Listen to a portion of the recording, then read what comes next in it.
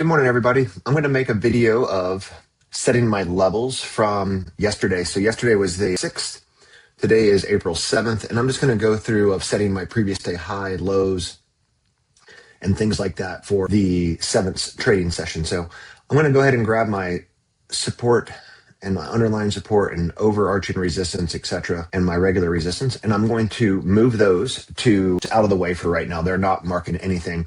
So if you're interested in how I trade and how I set levels, how I protect profits, how I do any of these things, please click the link below, like and subscribe. But I'm going to get into this right now. This is a pretty quick video. I've done a handful of these. I keep getting people to asking for more of them. So I mark the previous day highs, the previous day lows, the touches, the wicks, the pre-market, which is the London market / the European market, and I mark the aftermarket, which is the Asia market or the Tokyo market. So let's go ahead and get into that right now.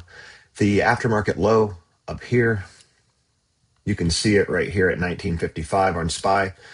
Aftermarket high will be up here at 659.50. You can see the top of it, and it interacts with that at 1805 Eastern time. And the aftermarket low goes in effect down to that same one that we just had. And that aftermarket low is 657.82. I do not know if that will be relevant today or not, but just briefly looking at it, it touches there. It finally closes out through there, and then it's several touches through the afternoon session, the New York session, from 1425 all the way until 1540. So lots of confirmations of that. You can see where that level was respected throughout the 1055, the 11, briefly touched at the 11 during the opening session. So lots of interactions with aftermarket low or the Asia low yesterday. So it'll be very interesting to see today if that level is relevant or not. Previous day high, the wick, very top up here. I'm going to mark it. You guys can clearly see where that's at 659.72. And then I mark the previous day high touches. So the most amount of touches and the highest points of yesterday's session. So that would be here. And let me just get that a little bit more precise for you all. And that's going to be 659 flat, kind of a nice round number there, right? And I'm just a little bit off on that. So I'm going to zoom in on it for you a little bit tighter. And that's going to be 658.98 for the previous day high touches. Then we'll go ahead and mark our pre-market high while we're right here, which is also, again, that is the London market or the Asia market. I'm sorry, the London market or the UK market. I apologize. A little tongue-tied there, 660.37. Then we'll mark our pre-market low way down here at 653.90. So real big sell-off. Must have been some news catalyst or something that happened here right around 605 candle on Eastern time that triggered that to do its wildness, and then just big push down through there. So then we'll mark the previous day close. Now the previous day close is not necessarily a relevant level for trading. The previous day open and close helps give me a gauge of how the market performed the day before. Like if it was a real big bullish day, a real big bearish day, if it was a really big consolidation day, just kind of things like that. So the previous day close, that green candle right there at 1555, it closes at 1600 at 658.87.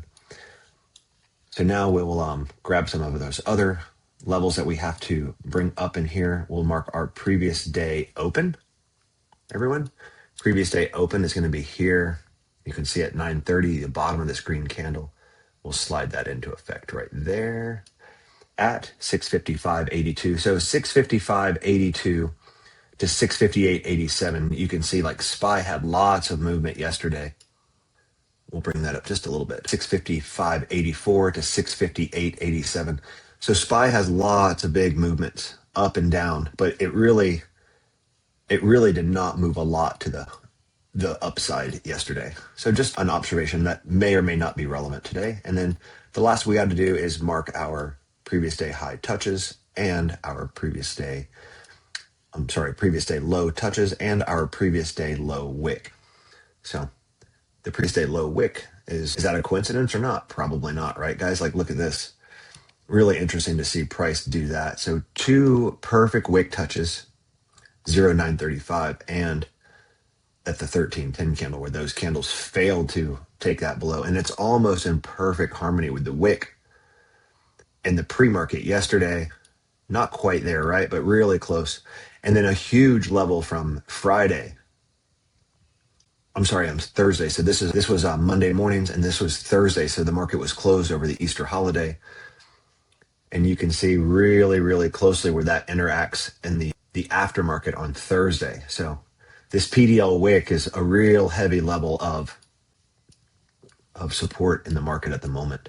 And then the pre-market now has broke through that. And then, so now we'll mark our PDL low touches. And that's the same thing that I do for the previous day high. So I'm going to go up in here and grab this, which is right in line with that that previous day open. If you guys look at that, it's a little bit different, not much, right?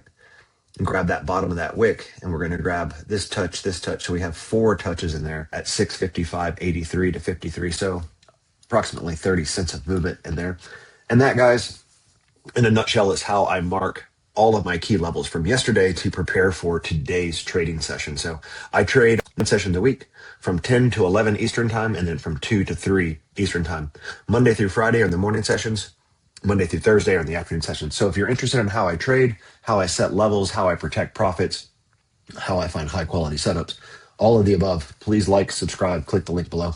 Thanks, guys. See you next time.